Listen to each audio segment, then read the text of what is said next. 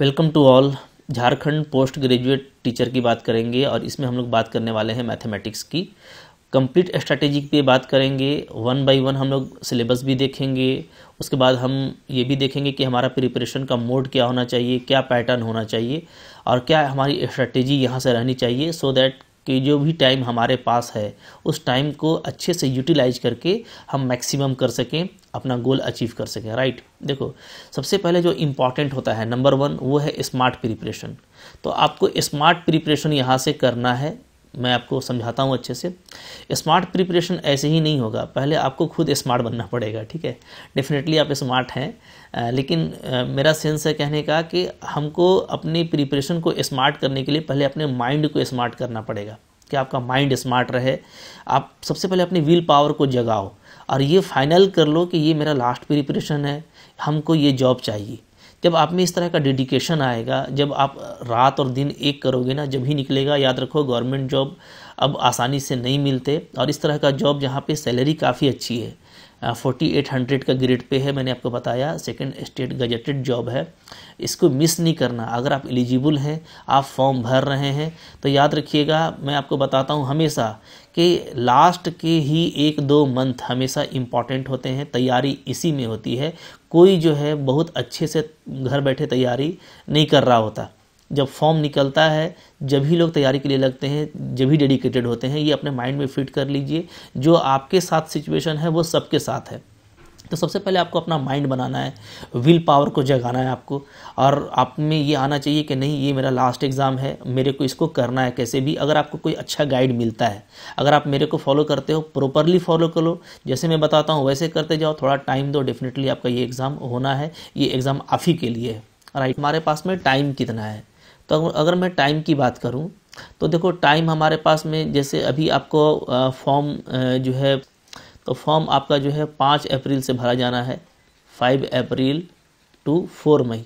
Okay, और उसके बाद जो करेक्शन वगैरह का टाइम दे रखा है, तो वहाँ पर वो देख रहे हैं कि 12 मई तक ये फॉर्म का पूरा प्रोसेस जा रहा है।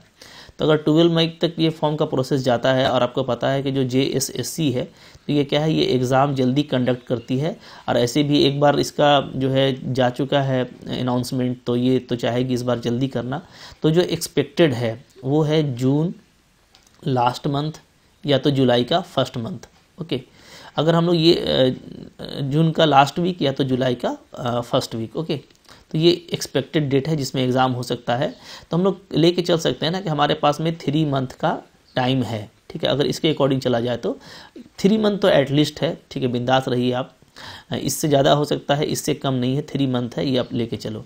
तो अब मैंने यहाँ पे जो है स्ट्रेटेजी प्लानिंग के लिए 3 मंथ का जो है फॉर्मेट बनाया है। एक तो फर्स्ट मंथ, ये जो फर्स्ट मंथ है ना, ये समझ लो कि ये आपका जो फॉर्म फिल हो रहा है। ठीक है, तो ये जो फॉर्म फिलअप करने का जो ड्यूरेशन है उसको मैंने लिया हुआ है, ये फर्स्ट मंथ। फिर मिड मंथ्स में आएंगे कि जबकि JSSC अपना काम कर रही होगी, और जो है आपको लगभग 1 मंथ का टाइम मिलेगा। और फाइनल मंथ मैं कहता हूँ कि जब आपका डेट जो है अनाउंस हो जाता है, कंफर्म डेट। ठीक है, अगर एग्ज़ाम का डेट अनाउंस्ड हो जाता है तो उसके बाद हम लोग इसको फाइनल मंथ लेके चलते हैं। तो अब हर मंथ की अलग अलग स्ट्रैटेजी होती है, आपको अलग अलग स्ट्रैटेजी को फॉलो करना है। राइट, अभी मैं आपको सिलेबस भी दिखाऊंगा, वहाँ पे बात करेंगे। तो देखो फर्स्ट मंथ में आपका ना, ये जो फर्स्ट मंथ होता है, ये जो होता है आपका बहुत लेस प्रेशर वाला मंथ होता है, बिल्कुल फ्री माइंड मैं इसको बोलता हूँ। ये क्या होता है, ये आपको जब भी पढ़ना चाहिए, ये आपको फ्री माइंड होकर के पढ़ना चाहिए। ओके, और इसमें जो इम्पॉर्टेंट तो है ही, साथ साथ क्या है वो थोड़ा डिफ़िकल्ट है, तो हमको उसको लेके चलना होता है, सो दैट कि हम उसको प्रॉपर टाइम दे पाते हैं और बिल्कुल अच्छे से पढ़ने में हमको कोई दिक्कत नहीं होती। क्योंकि फ्री माइंड से आप पढ़ते हो तो आपको समझ में आता है। क्योंकि अगर आपको कंटेंट याद रखो, जो इम्पॉर्टेंट है एग्ज़ाम के लिए वो ये है, पोस्ट ग्रेजुएट लेवल का एग्ज़ाम है। और यहाँ पे आपको ऐसा नहीं कि 11th और 12th का क्वेश्चन आएगा, बल्कि BSc और MSc के क्वेश्चंस आने वाले हैं।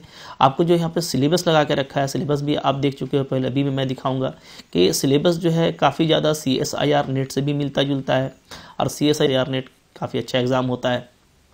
तो उससे इसको उठा करके लिया गया है। ओके, इसका पैटर्न काफ़ी अच्छा होता है, काफ़ी क्रिएटिव क्वेश्चन इसमें डाले जाते हैं। तो आपको सिलेबस देखना है कि आपको पीजी लेवल का और बीएससी लेवल का यहाँ पे सिलेबस आपको दिया गया है, तो उसी के अकॉर्डिंग आपको तैयारी करनी है। तो यहाँ पे दोनों तरह का मैथ आएगा, प्योर मैथमेटिक्स भी आएगा, अप्लाइड मैथमेटिक्स भी आएगा। तो कब किसको लेके चलना है, तो जो फर्स्ट मंथ होगा ना वो फ्री माइंड मंथ होता है, याद रखिएगा, ठीक है। जो मिड मंथ होता है, तो मिड मंथ में आप जैसे जो पढ़ चुके हो उसका आप रिवीजन भी करते हो, ठीक है। और रिवीजन के साथ साथ फिर आप क्या करते हो, आप ऐड करते जाते हो टॉपिक्स को मिड मंथ में। तो ये फर्स्ट मंथ के कंपेयर में थोड़ा ज़्यादा फास्ट रहता है, थोड़ा ज़्यादा स्पीड मोड में रहता है, राइट। जो फाइनल मंथ होता है, डेट जब अनाउंस हो जाता है, तो मैं आपको देखो हर मंथ के लिए अलग अलग स्ट्रेटेजी दूंगा। जब डेट अनाउंस हो जाएगा तो मेरा एक जो है अलग स्ट्रेटेजी आएगा, जिसमें मैं वीडियोस को फिल्टर कर दूंगा, लेक्चर्स को फिल्टर कर दूंगा। और देखो हमारा जो मेन टारगेट है, याद रखिएगा, मेन टारगेट आपको जो है ना वो ये है कि एक बार आपका जब कॉन्सेप्ट अच्छा हो जाता है, तो कॉन्सेप्ट अच्छा करने के बाद आपको क्या है, MCQ स्किल लाना है, राइट। बगैर MCQ स्किल के एग्ज़ाम कवर नहीं होगा। देखो ये तुक्का वाला एग्ज़ाम नहीं, ये समझ लेना, ठीक है। पहले के लोग सोचते थे कि भाई चलो MCQ क्वेश्चन है, मल्टीपल चॉइस क्वेश्चन यहाँ पे है, CBT मोड में हो रहा है, तो भाई टिक करके आ जाएंगे, 150 क्वेश्चन टोटल आना है, तो भाई 90 तो भिड़ जाएगा तो पास कर जाएंगे, निगेटिव मार्किंग तो है नहीं। तो ये सब अपना माइंड से निकाल दीजिए, ये सब नहीं होने वाला। भाई स्मार्ट टेक्नोलॉजी आ चुका है, नॉर्मलाइजेशन का टेक्नोलॉजी आ गया है, आपके हाथ में भी स्मार्टफोन है, आप स्मार्ट युग में जी रहे हैं, ठीक है। इसलिए मैंने पहले ही कहा कि आपको स्मार्ट प्रिपरेशन करना है, वो पुराना ज़माना चला गया। ये सब कचड़ा अपना माइंड से निकाल दीजिए, इससे कभी आप क्वालिफाई नहीं करने वाले, ठीक है। एकदम जो बात करेक्ट है मैं वो कर रहा हूँ। आपको प्रिपरेशन करना है, मेहनत करनी है, अच्छे से तैयारी करनी है, पूरा स्मार्ट प्रिपरेशन करना है। MCQ स्किल आप में आना चाहिए, जितना पढ़ा है ना आपने उससे आपको MCQ बनाने आना चाहिए, MCQ आपसे सोल्व होने चाहिए, वेरी इंपॉर्टेंट। इसके बगैर आपका एग्ज़ाम नहीं होने वाला। और MCQ स्किल में बहुत सारी बातें आती हैं, आप जितना MCQ करते हो इससे आपको आइडिया मिल जाता है। टेस्ट सीरीज आप देते हो, तो टेस्ट सीरीज के बारे में भी आपसे बात करने वाला हूँ, तो सारा कुछ बात करेंगे। तो देख लो यहाँ पे पहले हम लोग चलते हैं सिलेबस पे, राइट। तो देखो ये मैंने सिलेबस आपको दिखा रहा है, ये देखो सिलेबस है यहाँ पे, आप देख पाओगे। थोड़ा सा मैं इसको यहाँ पे अपना शॉर्ट कर देता हूँ, ठीक है। चलो अब ये सही रहा। तो देखो सिलेबस, ये मैथ का सिलेबस है, आप देख पाओगे, यस, राइट।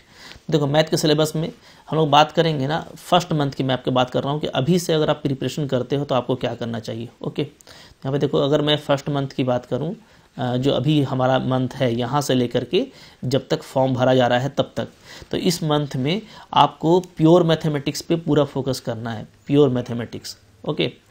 याद रखो बगैर प्योर मैथ्स के आपका एग्ज़ाम नहीं निकलेगा, एकदम इसको अपने दिमाग में डाल लो। अगर आप सोच रहे हो ना कि मैं सिर्फ जो अप्लाइड मैथमेटिक्स है जिसमें प्रोबेबिलिटी है, तो वेक्टर है, ग्राफ थ्योरी है, LPP है और लॉजिक्स है, राइट, ODE है, PDE है, सिर्फ इसको, कुछ बच्चों की नज़र रहती है कि मैं बस इसको करूँगा और मेरा एग्ज़ाम हो जाएगा, तो ये अपने दिमाग से निकाल दीजिए कि सिर्फ इसको करने से आपका एग्ज़ाम नहीं होने वाला। तो ये सारे जो आपके अप्लाइड मैथमेटिक्स हैं, तो याद रखिए ना, आप जिस ख्वाब में हैं कि भाई मैं इससे बहुत सारे क्वेश्चन कर लूँगा, तो सारे लोग यही ख्वाब ही देख रहे हैं। और कंपटीशन जो होता है ना, तो कंपटीशन में कौन आगे निकलता है, तो जो थोड़ा डिफरेंट होता है, थोड़ा ज़्यादा मेहनत किया हुआ होता है। तो याद रखो, मैंने लास्ट टाइम भी देखा था, 2018 वाली बात, 2017 वाली बात रिपीट नहीं होनी चाहिए। वही हुआ था, जिनका प्योर मैथमेटिक्स अच्छा था वो ज़्यादा स्कोर कर पाए थे। तो याद रखिए, ऑन एवरेज ये जो अप्लाइड मैथमेटिक्स है इसमें सब लोगों का इक्वल स्कोरिंग होता है, क्योंकि जो क्वेश्चन इसमें आपसे बनेगा वो सबसे बन जाएगा, क्योंकि बहुत पहले से पढ़ते आ रहे हैं, प्रोबेबिलिटी को, वेक्टर को, ग्राफ थ्योरी को, लीनियर प्रोग्रामिंग को, लॉजिक्स को, ODE PDE को, ज्योमेट्री भी इसमें आ जाता है। तो ये सब आप पहले से पढ़ते आ रहे हो, तो जो आप जानते हो ना वो सब जानते हैं, इसलिए इस गलतफहमी में नहीं रहना। और इसमें लगभग जो है एवरेज स्कोर होता है, ओके। तो आगे कौन सा बच्चा निकलता है जिसका प्योर मैथमेटिक्स अच्छा है, बात कर रहे हैं लीनियर अलजेब्रा। प्योर मैथमेटिक्स का मतलब क्या है, linear algebra, calculus, right, complex analysis, abstract algebra, और इसमें कुछ पार्ट आपके ODE PDE के भी आ जाते हैं, ओके। तो अब देखो, अभी अगर आप स्टार्ट कर रहे हो ना, तो आपको बोलूँगा मैं, बिल्कुल घबराना नहीं है। और जिन लोगों ने तैयारी कर रखी है उनके लिए भी मैं बोलूँगा कि अगर आपने तैयारी कर रखी है और आप टेस्ट सीरीज का इंतजार कर रहे हो, तो बस 2 दिन रुक जाओ, 2 से 3 दिन में मेरा टेस्ट सीरीज आ जाएगा। आप वहाँ पे टेस्ट दे करके अपने आप को चेकआउट कर पाओगे। मैं प्रॉपर गाइड करूँगा टेस्ट कैसे देना है, क्योंकि मैंने टेस्ट जो है ना बिल्कुल एग्ज़ाम के अकॉर्डिंग तैयार किया है, कॉपी पेस्ट नहीं है, खुद से उसको तैयार किया है और बिल्कुल वही सारे क्वेश्चन लगाए हैं जो सिलेबस के अकॉर्डिंग है, जो एग्ज़ाम में आ सकता है। तो काफ़ी सीरियस रहना है टेस्ट सीरीज को लेकर के।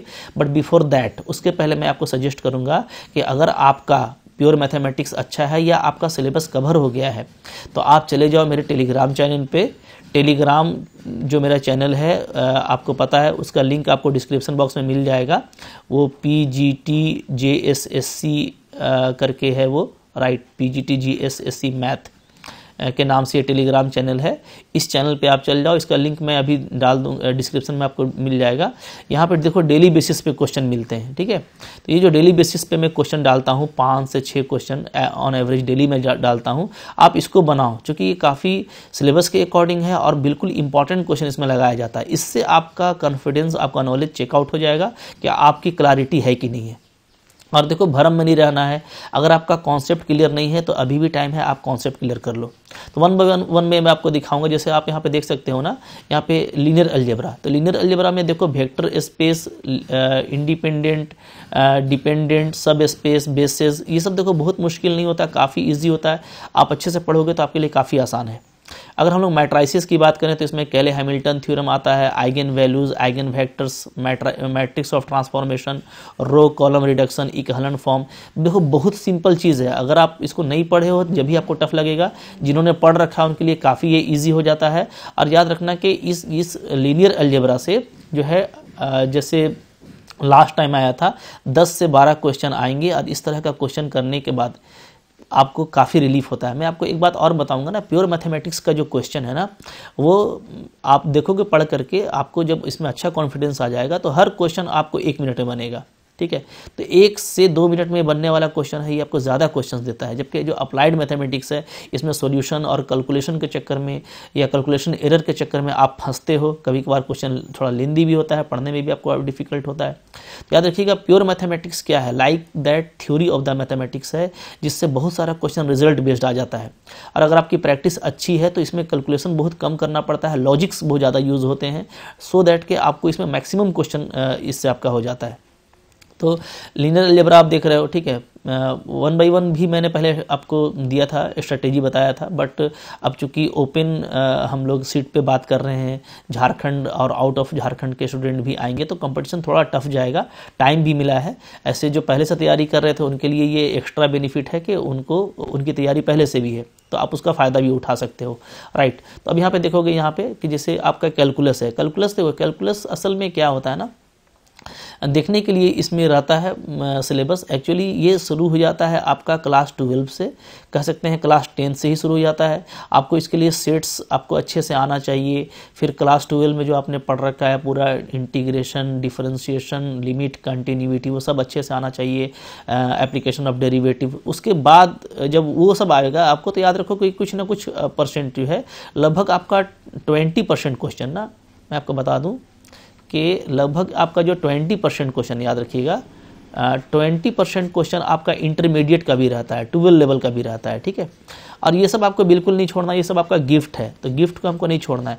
जिस भी सिलेबस से, जैसे कैलकुलस से है तो इससे आपको 2-3 क्वेश्चन बिल्कुल बेसिक मिल जाएगा, जिसका टच 12 लेवल से स्टार्ट हो जाता है। प्रोबेबिलिटी आप देख पाओगे, वेक्टर एनालिसिस, ज्योमेट्री, जो 12 से जो सिलेबस शुरू होता है, तो कुछ ना कुछ क्वेश्चन आपको वहाँ से आ जाता है। तो वो तो आपको कभी नहीं छोड़ना भाई, एग्ज़ाम अगर क्लियर करना है तो कैलकुलस की बात करें तो कैलकुलस में आप देख पा रहे हो यहाँ पे कि इंटरमीडिएट फॉर्म। तो अब देखो, ये सारा सिलेबस मैंने आपको पढ़ाया है। अगर आपका ये पढ़ा हुआ है तो ठीक है, नहीं पढ़ा हुआ और अगर आप इसको पढ़ने बैठते हो तो बहुत टाइम नहीं लगेगा। याद रखो कि जो भी प्रिपरेशन होता है वो अंडर प्रेशर होता है, वो एग्ज़ाम के ही टाइम होता है, ओके। पहले से बहुत अच्छा कोई प्रिपरेशन या रिवीजन करके नहीं रखा होता, तो अभी से आप अगर लगेंगे और प्रॉपर वे में आप पढ़ेंगे तो टॉपिक कवर करने में टाइम नहीं लगेगा। आप पढ़ते आ रहे हो, डेफिनेटली आपसे जल्दी होने वाला है। ज्योमेट्री आपका अप्लाइड मैथमेटिक्स में आ गया, उस पर भी हम लोग भी बात कर लेंगे। ODE, PDE, जैसे आप देख पा रहे हो, ये ऑर्डिनरी डिफरेंशियल इक्वेशन है, ओके। सारे ही फेमस टॉपिक्स इसमें हैं। और फिर ये देखो फिजिक्स के पर्सन चल रहे हैं, डायनामिक्स, स्टैटिक्स, हाइड्रोस्टैटिक्स, राइट। फिर यहाँ पे देख सकते हो वेक्टर एनालिसिस। ये पूरा PDF तो आप खैर देख ही पाओगे, ये आप चाहो तो वेबसाइट से आप डाउनलोड कर लेना, JSSC .nic.in। तो ब्रोशर में ये सिलेबस भी लगा हुआ है, तो वो यहाँ से आप देख सकते हो, ठीक है। और अभी चूँकि स्ट्रेटेजी चल रही है तो मैं तो एक आपको अभी एक लमसम स्ट्रेटेजी बता रहा हूँ। हम लोग जैसे मतलब मैं अब आपको प्रॉपरली गाइड करता रहूँगा कि किस सब्जेक्ट को आपको कैसे लेके चलना है। तो फिर देखो आता है आपका एब्स्ट्रैक्ट अलजेब्रा। अगर मैं देखो यहाँ पे एब्स्ट्रैक्ट अलजेब्रा की बात करूँ तो ये भी आपका एक बहुत ही अच्छा प्योर मैथमेटिक्स है, और इसमें आपको ग्रुप्स, रिंग और फील्ड से क्वेश्चंस आएंगे, राइट। और जो ओडीटी है यानी ऑर्डर डिस्क्रिप्शन टेबल है, वो आपको एलिमेंट तक का जानना ज़रूरी होता है। अगर आप सब ग्रुप को उतना नहीं भी जानते तो यहाँ पे कोई टेंशन नहीं है। ODT up to element level का काफ़ी इंपॉर्टेंट हो जाता है। ये जो एब्स्ट्रैक्ट अलजेब्रा है ना, काफ़ी इंटरेस्टिंग है, ठीक है। और इससे क्वेश्चंस आते हैं, 10 से 12 क्वेश्चन आएंगे, तो आपको इसको करना चाहिए। देखो काफ़ी इंपॉर्टेंट बुक हो जाता है कॉम्प्लेक्स एनालिसिस। अब सबसे पहले मैंने इसी को पढ़ाया था क्योंकि इससे लास्ट टाइम 15 से 16 क्वेश्चन आए थे। अब बहुत ज़्यादा बड़ा टॉपिक नहीं है और काफ़ी इजीली कवर होता है, आपको भी पढ़ने मज़ा आता है क्योंकि ये अप्लाइड के जैसा भी लगता है पढ़ने में, तो इसको आपको फोकस करना है। ओके, तो अभी जो मैं आपको बात कर रहा था कि स्टार्टिंग फर्स्ट मंथ में अभी जो मंथ चल रहा है फॉर्म भरने का, इसमें आपको लीनियर अलजेब्रा पढ़ लेना है। अगर आप शुरू करोगे तो मैं बता रहा हूँ कि 10 डेज़ है, 10 डेज़ में आप इसको अच्छे से कर सकते हो। थोड़ा और अच्छे से टाइम दोगे, अगर आप डेली 4 to 5 आवर दे देते हो मॉर्निंग और इवनिंग मिला करके, तो ये आपको सिर्फ 6 डेज़ में कवर हो जाता है, ठीक है। ईमानदारी से पढ़ने वाले के लिए बहुत टाइम है। लीनियर अलजेब्रा को कर लो, एब्स्ट्रैक्ट अलजेब्रा को कर लो, ग्रुप, रिंग, फील्ड को कर लो, राइट। इसके अलावा आप यहाँ पे कॉम्प्लेक्स एनालिसिस काफ़ी इंपॉर्टेंट है, इसको देख लो। ओके, इसको देखने के बाद जो रियल एनालिसिस है वो आप चाहो तो स्किप कर सकते हो, क्योंकि रियल एनालिसिस का क्वेश्चन एग्जाम में जब भी बनेगा ना, जब आपका 12 से लेकर के हर पोर्शन आपका स्ट्रॉन्ग है। ओके, ऐसे मैं लास्ट मंथ वाले स्ट्रेटेजी में कुछ वीडियो फिल्टर करके दूंगा, तो वहाँ से आपको कैलकुलस का बहुत सारा क्वेश्चन मिल जाएगा। तो अभी फर्स्ट मंथ में आपको मैं सजेस्ट करूँगा linear algebra, abstract algebra, complex analysis. सबसे पहले कॉम्प्लेक्स एनालिसिस कर लीजिए, फिर लीनियर कर लीजिए, फिर एब्स्ट्रैक्ट कर लीजिए। इस तरीके से इस फर्स्ट मंथ को टारगेट कीजिए, ठीक है। 10 डेज़ भी आपको लगता है तो 30 डेज़ में कवर हो जाएगा। बहुत सारे क्वेश्चन देंगे अबाउट, इससे आपको 35 से 40 क्वेश्चन एग्जाम में आएगा, और जो आपसे बहुत आसानी से बन जाएगा। बल्कि मैं अगर पिछले साल की बात करूं तो पिछले साल तो आपका इनसे मिला करके टोटल लगभग 40 क्वेश्चन आया था। ओके, तो आपको काफ़ी इजी हो जाएगा। तो इसको हम लोगों को करना है मिड मंथ। जब हमारा मिड मंथ आएगा तो मिड मंथ में फिर आपको ये कोशिश करना है कि जो अप्लाइड मैथमेटिक्स है वो ज़्यादा से ज़्यादा हम लोग कर लें, और वो काफ़ी स्पीड भी आप कर पाओगे, जैसे एनालिटिक ज्योमेट्री, ठीक है। आप अगर लगोगे तो 2 से 3 दिन में काफ़ी हो जाएगा। सारा सिलेबस मैंने पढ़ा दिया है, आपने भी देखा होगा। सिर्फ ये नहीं कह रहा कि मेरा ही जो कोर्स है उसी के अकॉर्डिंग, आप जिस कोर्स की भी तैयारी की हो आप अपने अकॉर्डिंग भी देख लो क्या तैयारी है, क्या बाकी है, और मेरे इस स्ट्रैटेजी को उसमें एडजस्ट करने की कोशिश करो, राइट। अच्छा, हम लोग फिजिक्स में लास्ट पे आएंगे। उसके बाद देखो वेक्टर एनालिसिस, ये भी आप देख रहे हो, पहले से आप पढ़ते आ रहे हो, और कुछ पोर्शन आपका 12 से भी मैच करता है। तो ये आपका मिड मंथ में काफ़ी इजीली हो जाएगा वेक्टर एनालिसिस। फिर ये देखो ऑपरेशन रिसर्च, इसमें आपको जो देखो अच्छा, ये एक बात याद रखो, पूरे सिलेबस में ना कुछ कुछ MCQ जोन होता है, राइट। तो जो MCQ जोन है ना, उसको आपको खास फोकस करना है। ऐसा नहीं कि हर एक को बस डेफिनेशन को पढ़ लिए और चले गए कि अब भाई हो जाएगा, नहीं। देखो सिर्फ डेफिनेशन से नहीं होने वाला, आप जहाँ से MCQ आएगा उससे वो ज़्यादा इंपॉर्टेंट है, उसका कॉन्सेप्ट आपको पढ़ना है, और MCQ स्किल भी आपको पैदा करना है, राइट, अपने अंदर प्रोड्यूस करना है। तो देखोगे यहाँ पे जैसे LPP से क्वेश्चन आ सकता है, बेसिक सॉल्यूशन, फिजिबल सॉल्यूशन से क्वेश्चन आ सकता है, ऑप्टिमलिटी से आएगा, ग्राफिकल मेथड से आ सकता है, डुअलिटी से आ सकता है, ट्रांसपोर्टेशन असाइनमेंट से आ सकता है, राइट। तो अब उसके बाद जो यहाँ पे जैसे देखोगे सीक्वेंसिंग से भी क्वेश्चन आ सकता है, ज़्यादा मुश्किल नहीं होता, कुछ क्वेनिंग से भी आ सकता है। तो यहाँ पे लेकिन अब इसमें जो डिफ़िकल्ट है, बहुत लेंदी क्वेश्चन है, जिसमें ऑप्टिमलिटी के लिए बहुत सा कंडीशन आ जाता है, तब उस पर जाके मरने का जरूरत नहीं है, ठीक है। आपको बस स्ट्रेट फॉरवर्ड जो इसके शॉर्ट क्वेश्चन हैं उनको देखना है। इसमें डेफिनेशन इंपॉर्टेंट हो जाता है, सारा आपको डेफिनेशन भी देखना है, कंडीशंस आपको आने चाहिए। तो डेफिनेशन बेस्ड, रिजल्ट बेस्ड, और जो शॉर्ट क्वेश्चन बिल्कुल है लाइक असाइनमेंट और ट्रांसपोर्टेशन का, तो वो क्वेश्चन इसमें आएगा, वो आपको फोकस करना होता है, करेक्ट। इसके बाद देखो मैथमेटिकल मॉडलिंग। अब मैथमेटिकल मॉडलिंग से भी आपको मैं बता रहा हूँ कि MCQ जोन बहुत ज़्यादा नहीं है इसमें। MCQ जोन की बात करें तो थोड़ा सा आप देखोगे स्पेसीज पॉपुलेशन चाहे सिंगल है या मल्टीपल है, ये इंपॉर्टेंट हो जाता है, राइट। अब देखो ये डायबिटीज़ वगैरह ये सब क्वेश्चन कभी नहीं आएगा, काफ़ी लेंदी मॉडल बनता है सबका, इसलिए ये सबको आप स्किप कर सकते हो। हाँ, ये फिर आपके लिए इंपॉर्टेंट हो जाता है, एपिडेमिक मॉडल, प्रेडेटर मॉडल, यहाँ से क्वेश्चन आ सकता है। अब ये अर्बन वेस्ट वाटर मैनेजमेंट, ये तो आपसे खुद ब खुद बनेगा, इसमें इस तरह का क्वेश्चन आता है कि आपको लगेगा जनरल नॉलेज टाइप का है, राइट। तो अब ये नीचे वाला हो गया आपका प्रोपोर्शनल रिप्रेजेंटेशन, तो ये बहुत इंपॉर्टेंट नहीं है, इस सबको आप स्किप कर सकते हैं। तो जो MCQ जोन है, जहाँ से सिंपल जो है डेफिनेशंस बनते हैं, जहाँ से रिजल्ट्स निकलते हैं, वो आपको इंपॉर्टेंट है। और मैंने उसी तरह का अपने कोर्स में लगाया है, तो जिन्होंने मेरा कोर्स पढ़ा होगा, ईमानदारी से कर रहे होंगे ना, काफ़ी आइडिया हो जाएगा, कॉन्फिडेंस तो उनको आ ही रहा है। और डेफिनेटली 100 से ज़्यादा बच्चे मेरे हैं जो कि बिल्कुल तैयार हैं एग्ज़ाम निकालने के लिए, इसकी बहुत खुशी है मेरे को। तो आप भी इसमें ऐड हो सकते हो, अभी मैं लास्ट में आपको बता दूंगा एप्लीकेशन के बारे में।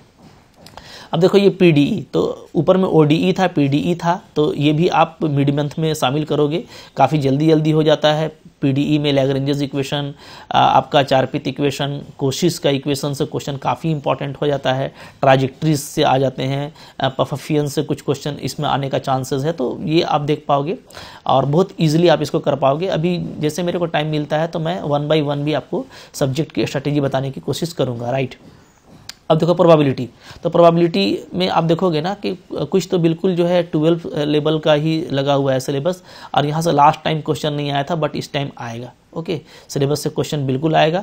और जो ग्रेजुएशन लेवल के हैं क्वेश्चन, इसको तो मैंने इसको कराया है, जिसमें जॉइंट प्रोबेबिलिटी डिस्ट्रीब्यूशन है, और आपका फिर मल्टीनोमियल थ्योरम है, राइट, एक्सपेक्टेशंस वगैरह हैं। तो ये थोड़ा सा हल्का तो ये डिफ़िकल्ट होता है, लेकिन मैंने उसको अच्छे से पढ़ाया है, और जितना क्वेश्चन आना चाहिए उतना ही।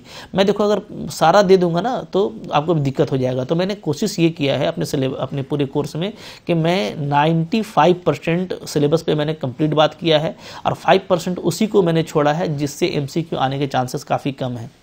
सो स्ट्रिक्टली आपको उसको फॉलो करना है। इसमें जैसे आप देख पा रहे हो कि ये सब काफ़ी इंपॉर्टेंट हो जाता है, बाइनोमियल, ज्योमेट्रिक जो आपको डिस्ट्रीब्यूशन वगैरह है, फिर यहाँ पे एक्सपोनेंशियल है, कंडीशनल प्रोबेबिलिटी है, बायस थ्योरम है, तो ये सब से क्वेश्चन बिल्कुल आएगा और काफ़ी जल्दी आपसे बनेगा। ये जॉइंट डिस्ट्रीब्यूशन की मैं बात कर रहा था, काफ़ी इंपॉर्टेंट है, मैंने पढ़ाया आपको कंडीशनल डिस्ट्रीब्यूशन, राइट। अब इसी में जो मल्टीनोमियल थ्योरम वगैरह है वो सब पे मैंने बात किया है, तो इसको भी आपको देख लेना है, ओके।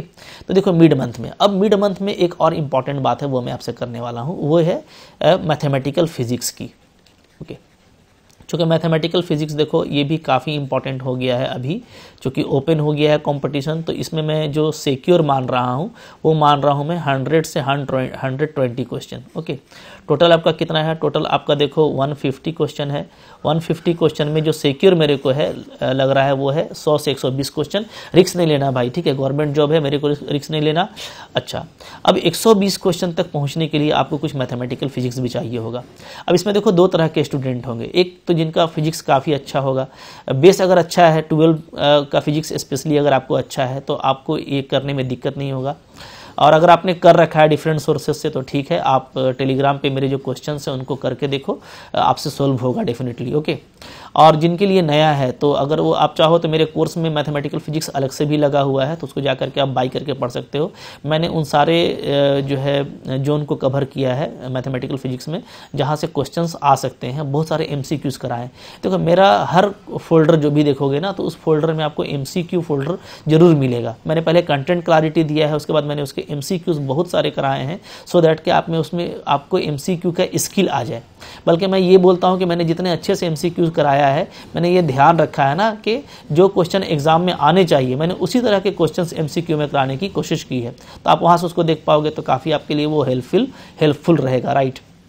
अब देखो तो जिनका मैथमेटिकल फिजिक्स बहुत अच्छा नहीं है तो वो जो है प्रॉपर मेरा कोर्स लेकर के मेरे से गाइड ले सकते हो कि आपको कौन कौन सा पढ़ना चाहिए। तो मिड मंथ में अगर आप मैथमेटिकल फिजिक्स भी शामिल करोगे तो आपका फिर 120 क्वेश्चन काफ़ी इजी हो जाता है, क्योंकि जो मैथमेटिकल फिजिक्स है ना, इससे हम लोग देखें तो इससे जो है 25 क्वेश्चन आने का लगभग चांस है, ओके, 22 से 25 क्वेश्चन।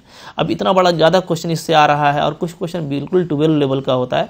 जैसे हम लोग बात करें मोमेंट ऑफ इनर्शिया का, डिनामिक्स के कुछ क्वेश्चन का, वर्क पावर एनर्जी भी आपको पढ़ना है, आपको वर्क एनर्जी थ्योरम भी पढ़ना है, फ्रिक्शन वगैरह भी सिलेबस में दे रखा है, तो कुछ तो बिल्कुल 12 लेवल का है। जैसे आप देखोगे मैकेनिक्स में rolling without sliding, sliding with rolling, इस तरह का भी क्वेश्चन है, तो वो सब आपको जल्दी बन जाता है, राइट। तो याद रखो कि अगर आप थोड़ा ध्यान दोगे ना तो इससे आप 10 से 15 क्वेश्चन तो यूं ही कर सकते हो। बाकी 10 क्वेश्चन करने के लिए आपको थोड़ा डिटेल में पढ़ना पड़ता है, जिसमें हाइड्रोस्टैटिक्स भी है, हाइड्रोडायनामिक्स भी है, लेकिन मुश्किल नहीं है, आप पढ़ के देखोगे काफ़ी ईजिली कर पाओगे। तो मैं मिड मंथ में अगर आपका मैथमेटिकल फिजिक्स अच्छा है तो आपको मैं ऐड करने का सजेशन दूंगा, और अगर अच्छा नहीं है तो आप स्किप कर सकते हो। लास्ट मंथ के स्ट्रैटेजी में जो मैं इंपॉर्टेंट वीडियो लेक्चर्स दूंगा या जो बिल्कुल इंपॉर्टेंट टॉपिक फिल्टर करके आपको मैं दूंगा, फिर आप वहाँ से ऐड ऑन कर सकते हो। तो देखो बिल्कुल स्ट्रैटेजी से पढ़ना है। ये मैंने आपको फिजिक्स के बारे में बता दिया, मैकेनिक्स, फ्लूइड डायनामिक्स भी इसी में आ गया। डिस्क्रीट मैथमेटिक्स की बात करें तो ये देखो ग्राफ थ्योरी है और इससे 10 क्वेश्चन का चांस है और बिल्कुल आसानी से बनता है। ये आपको मिड मंथ में शामिल कर लेना है, काफ़ी फास्ट आप पढ़ पाओगे। और जिन्होंने मेरा कोर्स किया होगा देखा होगा कि बहुत जल्दी जल्दी इसके क्वेश्चन बनते हैं, बहुत मज़ा आता है। लॉजिक से याद रखो, लॉजिक गेट से क्वेश्चन आता है ज़्यादातर, ठीक है, बहुत ज़्यादा इसमें पढ़ने की जरूरत नहीं है।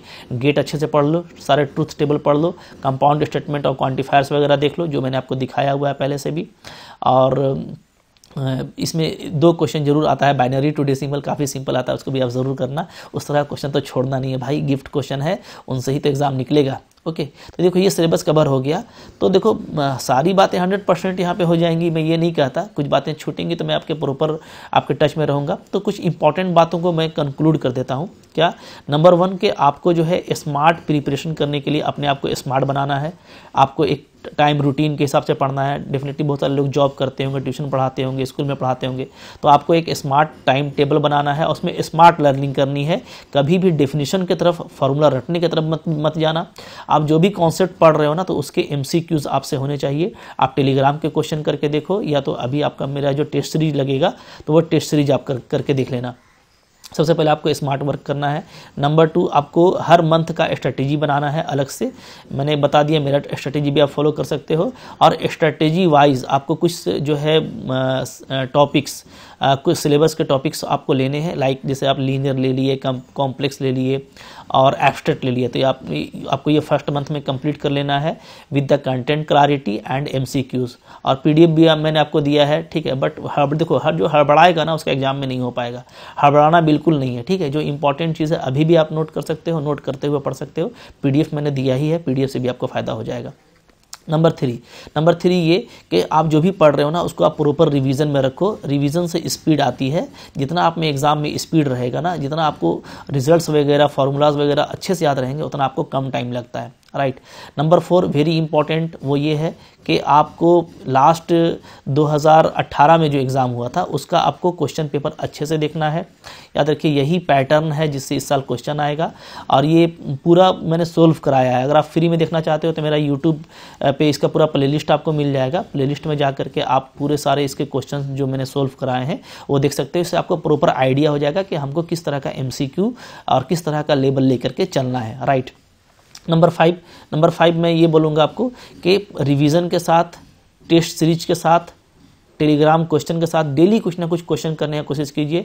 सारे पेपर का क्वेश्चन मिला करके कीजिए, ठीक है। जैसे एक दिन अगर आप 10 क्वेश्चन कर रहे हैं तो कुछ उसमें लीनियर अलजेब्रा भी हो, कुछ ODE PDE भी हो, कुछ एब्स्ट्रैक्ट भी हो, कुछ ग्राफ थ्योरी के हो, कुछ वेक्टर के हो। इस तरह के क्वेश्चन डेली बेसिस पे कीजिए।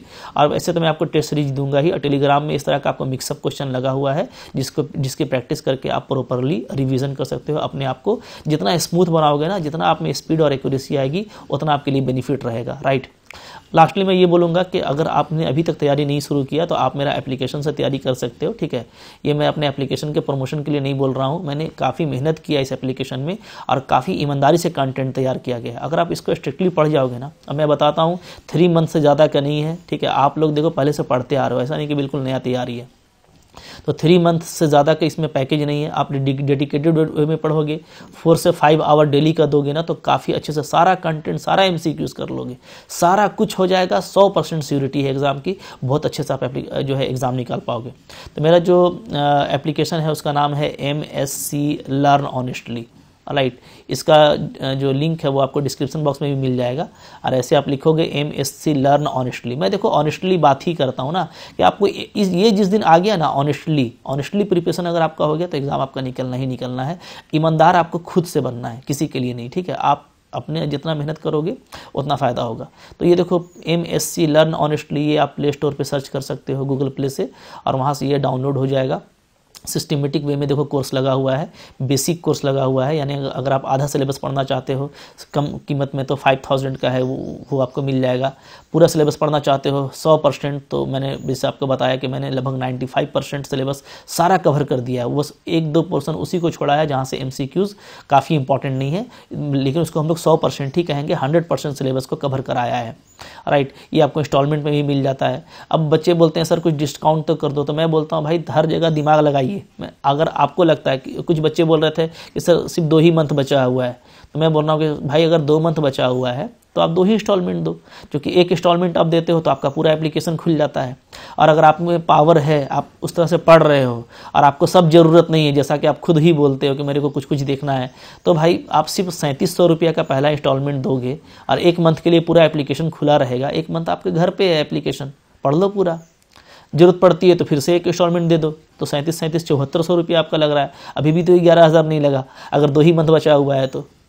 और अगर 3 मंथ या ज़्यादा है तो भाई देखो पैसा नहीं देखना है हम लोगों को, अगर आपको अच्छा कंटेंट मिल रहा है ना तो उसको पढ़ना चाहिए और इसको अपना लास्ट प्रिपरेशन बनाइए। कितना खर्चा करते रहिएगा लाइफ में, एक बार इसको लग करके डेडिकेटेड वे में पढ़िएगा। अभी मैं टेस्ट सीरीज भी देने वाला हूँ, ठीक है। टेस्ट सीरीज इसमें टाई अप नहीं है, वो अलग से लेना पड़ेगा आपको। बहुत अच्छा टेस्ट सीरीज मैंने बनाया है, खुद से मेहनत किया है मैंने, काफ़ी आपको फ़ायदा देगा। मतलब उसमें स्कोर करने वाला डेफिनेटली एग्जाम में हिट कर जाएगा, ठीक है। तो आप इस तरह से भी चाहो तो आपको कम अगर ज़रूरत है तो आप 1 मंथ के लिए लेके पूरा पढ़ सकते हो, 2 मंथ के लिए।